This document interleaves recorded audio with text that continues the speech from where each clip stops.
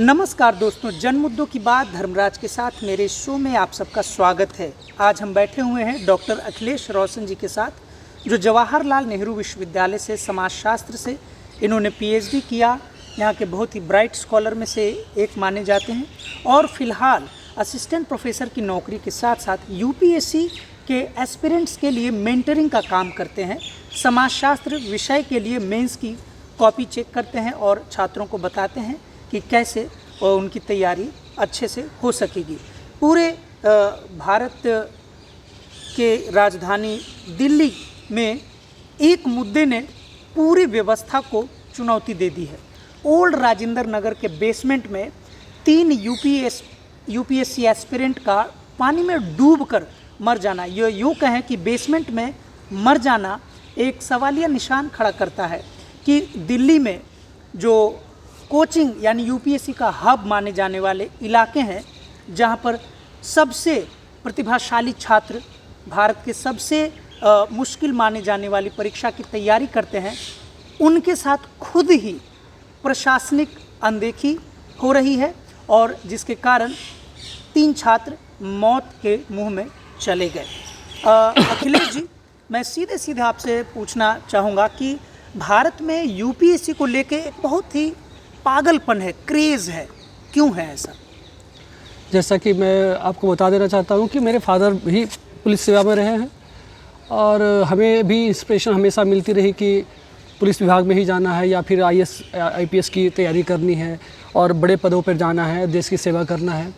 और ये एक बिहारी होने के नाते मैं ये कहूँगा कि वहाँ के खून में है कि वहाँ से आप जन्म लेते हैं और आपको एक इंस्पिरेशन मिलता है कि आपको आईएएस बनना, बड़ा अधिकारी बनना है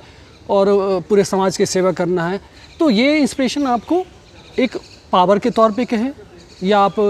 सामाजिक सहभागिता के तौर पे कहें, ज़्यादा से ज़्यादा लोगों की सेवा करने के तौर पे कहें, ये बिहारियों में बचपन से ही डाल दी जाती है। ईमानदारी से बताइए कि जो प्रशासन में जाने की बिहार में जो भूख है छात्रों में, क्या वह सेवा के कारण है या ताकत चाहिए? देखिए, इसमें तो मैं कहूँगा कि दोनों चीज़ें हैं। प्रशासनिक सेवा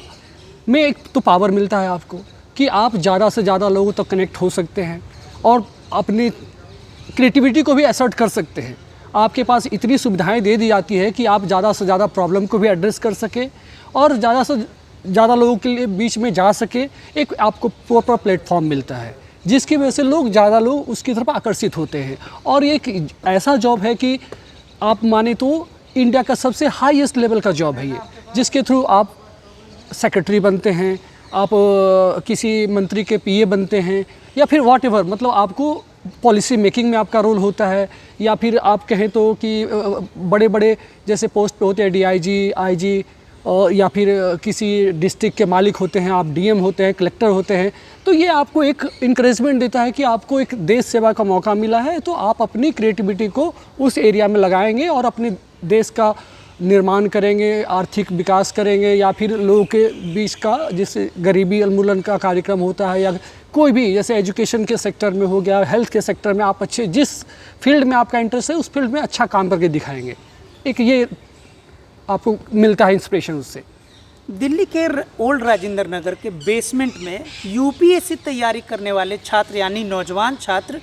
जो एक जिला का आईएएस बनने के बाद मालिक बन सकते हैं, का बेसमेंट में मौत हो जाना एक बारिश में,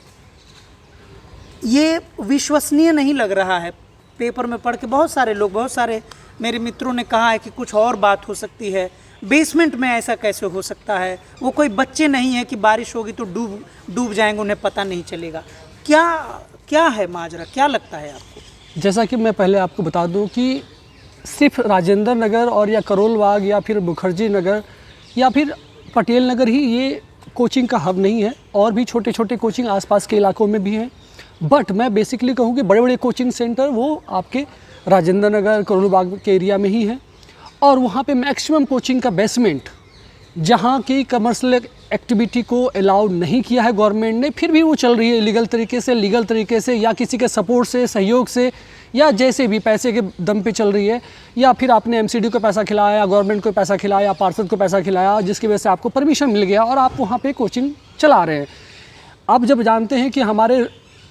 गवर्नमेंट का रूल है कि आप कमर्शियल एक्टिविटी आप बेसमेंट में नहीं कर सकते जहाँ पे मैक्सिमम गैदरिंग होती है। और ख़ासकर जैसे आप गोडाउन का लिए आपको मिल सकता है परमिशन, या फिर कोई स्टोरेज के लिए परमिशन मिल सकता है, बट ये बच्चों को वहाँ पे जैसे पीजी के तौर पे मैं देख रहा हूँ कि वहाँ पे बहुत सारे पीजी बेसमेंट में चलते हैं, जहाँ पे ना हवा जाती है, ना रोशनी जाती है, ना फिर दिन का सूरज आपको देखने को मिलता है, फिर भी वहाँ पे लोग रह रहे हैं because of scarcity of place, और they can not afford the higher rent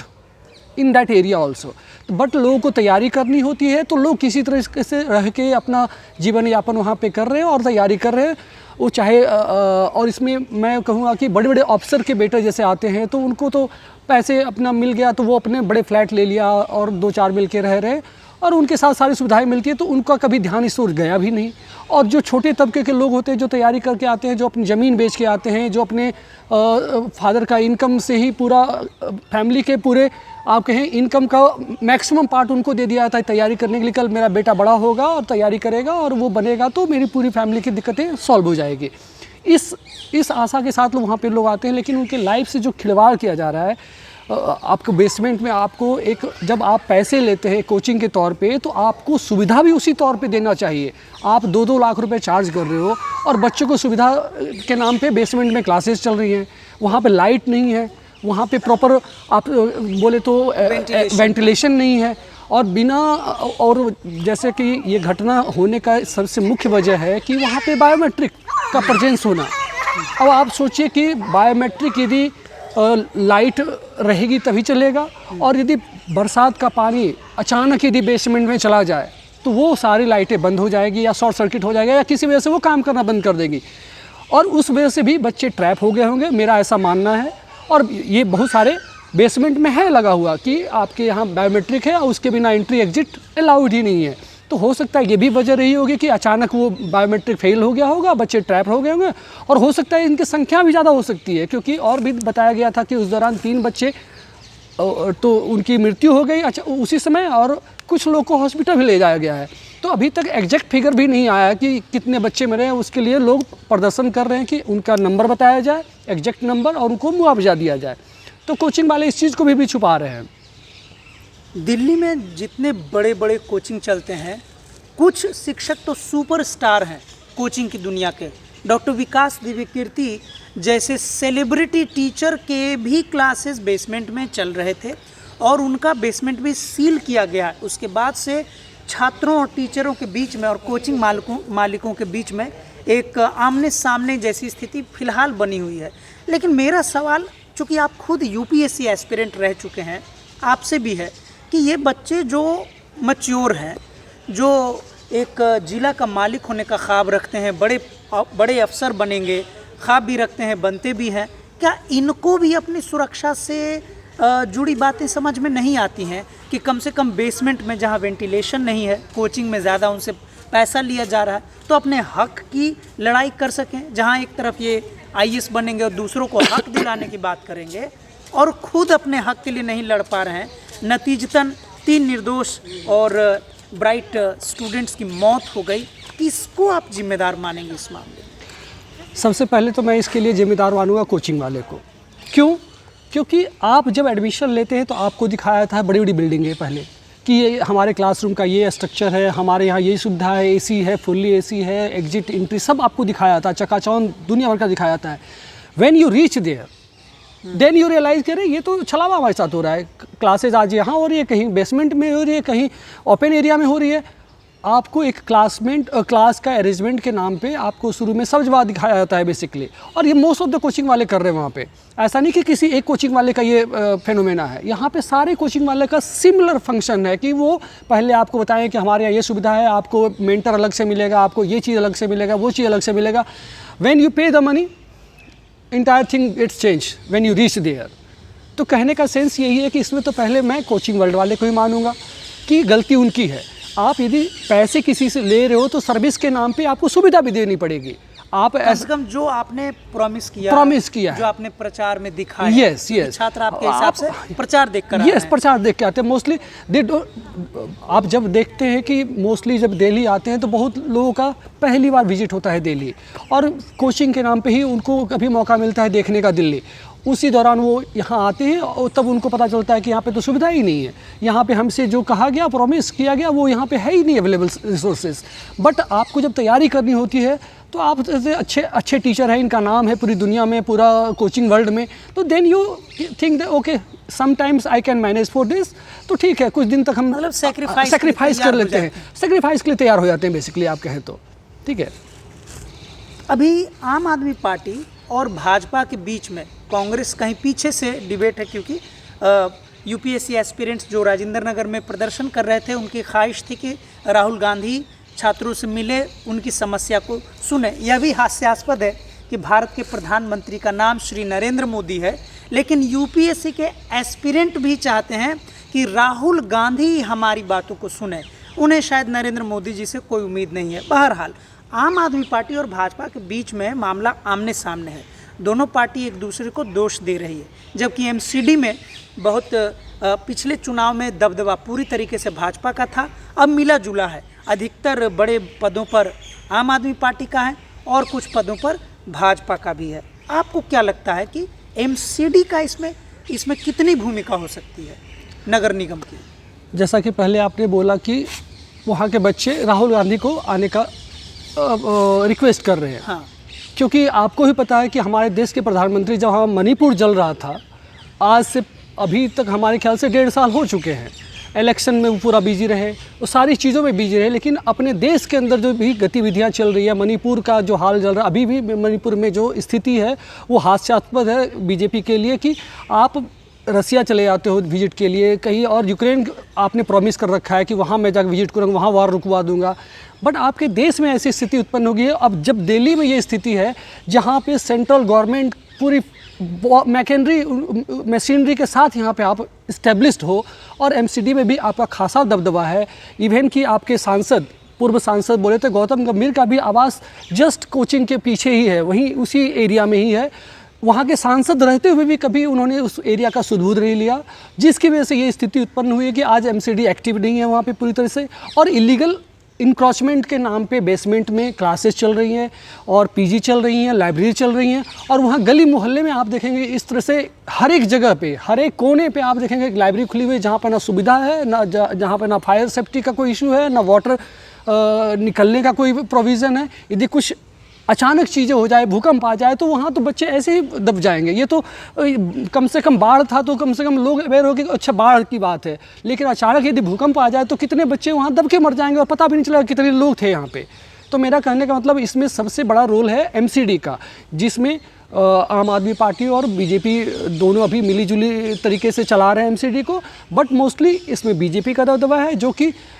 नहीं चाहते कि यहाँ पे कोई कार्य अच्छा हो, और उनके एलजी भी है उस चीज़ को कंट्रोल करते हैं, और इस कंट्रोलिंग के दौरान ये जो चीज़ें हो रही है इग्नोर किया जा रहा है, लोगों की सुविधाओं को इग्नोर किया जा रहा है ताकि इससे गवर्नमेंट बदनाम हो जाए, और ये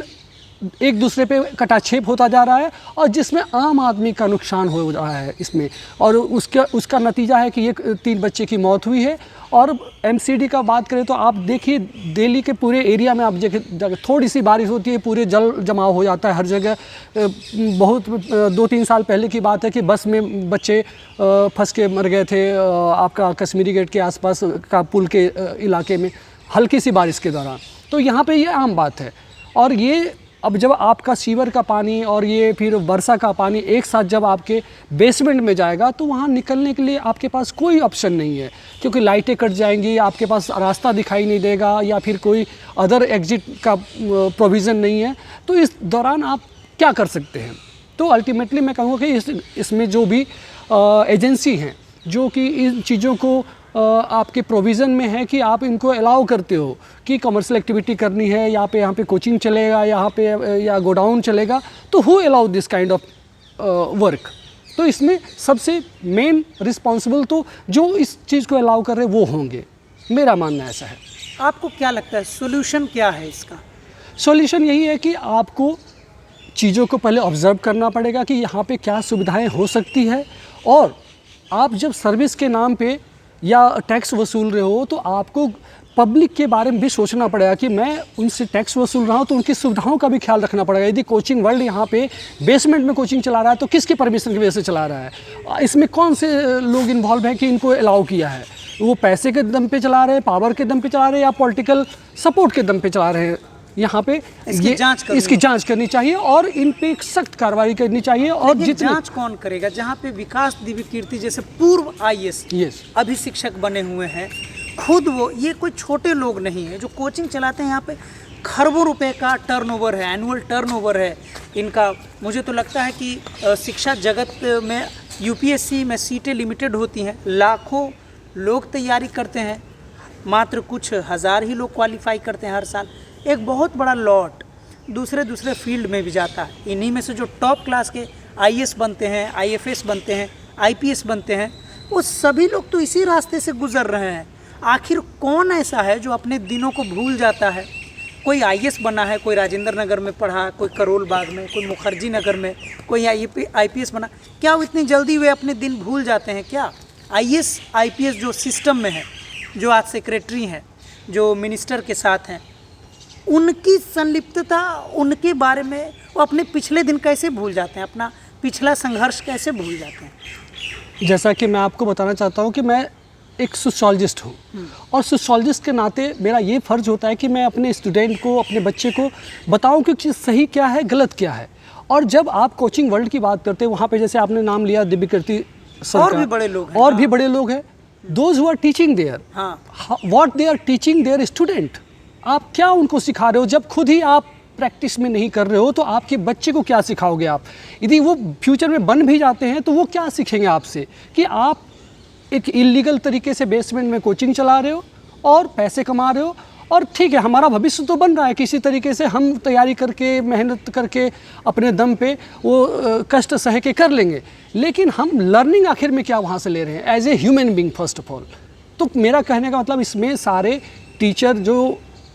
बड़े बड़े अधिकारी रह चुके हैं और वहाँ पे ऑलरेडी टीचिंग भी कर रहे हैं, बच्चों को मेंटरशिप भी कर रहे हैं, तो उनका डायरेक्ट इन्वॉल्वमेंट इसमें हो सकता है। आप कहे तो कि वो इग्नोर कर रहे हैं इन सब चीज़ों को, और एथिक्स, मॉरलिटी के नाम पे आप बच्चों को क्या सिखा रहे हैं कि वो फ्यूचर में कौन से, किस प्रकार के प्रशासनिक सेवा में जाएंगे। यदि वो कल बन भी जाते हैं तो वो आपसे क्या सीख लेके जाएंगे? कि आप भी इलीगल तरीके से अपना फ़ायदा हो रहा है तो चलो इलीगल ही सही, बट चलने दो कोचिंग,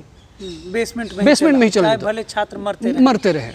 तो इसमें मैं दोस्त तो पहले दूंगा उन इंस्ट्रक्टर का, और जो वहाँ पे कोचिंग वर्ल्ड में ऑलरेडी इन्वॉल्व टीचर्स हैं या जो भी कर्मचारी हैं, उनकी संलिप्तता सबसे पहले आएगी। कि आप सर्विस के नाम पे या मॉरलिटी, एथिक्स के नाम पे, एक सामाजिक कार्यकर्ता के ही नाम पे समझ लो आप कि आप क्या बच्चों को शिक्षा दे रहे हो। एक टीचर के नाते आप क्या शिक्षा देना चाहते हैं कि इस तरीके से इलीगल एक्टिविटी करो, लोगों को पता चले तो ये सील हो जाए, तो वो क्या सीखेंगे? आज अब बच्चे वहाँ के क्या सोच रहे हो कि हमारे साथ छलावा किया गया है, कि हमको पढ़ाया जाता है एथिक्स, मॉरलिटी, और क्वेश्चन पढ़ाया जाता है कि समाज में सेवा करना है, झूठ नहीं बोलना है, करप्शन नहीं करना है, बट यहाँ these people are already involve in this such kind of corruption और illegal activity, so how they will teach their student? So मेरा यही क्वेश्चन सबसे बड़ा है। साथियों, हम सुन रहे थे डॉक्टर अखिलेश रोशन जी को, जो खुद पेशे से समाजशास्त्र के असिस्टेंट प्रोफेसर हैं और यूपीएससी एस्पिरेंट्स के लिए मेंटरिंग का भी काम करते हैं। मेंस की तैयारी के लिए उन्हें लिखना, यानी मेंस की तैयारी में समाजशास्त्र विषय के लिए तैयारी करवाते, उन्हें बताते हैं क्या सही है, क्या गलत है, कैसे लिखना चाहिए। लेकिन इन्होंने साफ साफ कहा कि जो छात्र खुद अगर एक बड़ा प्रशासक बनना चाहते हैं, एक जिला का मालिक बन के जाएंगे, जिनके हाथ में लाखों लोगों का भविष्य होगा, पहले उनको खुद भी यह निर्णय देखना होगा। और जो शिक्षक, जो सेलिब्रिटी बने हुए हैं, जो वो सोशल मीडिया के माध्यम से इंस्टा पर, फेसबुक पर, यूट्यूब रील्स में वायरल हैं, उन शिक्षकों को भी सबसे पहले सोचना होगा कि आप जो छात्रों से उम्मीद कर रहे हैं, पहले आप खुद करें। आपके काम से ही छात्र प्रभावित होंगे और उनका जीवन भी सुरक्षित रहेगा और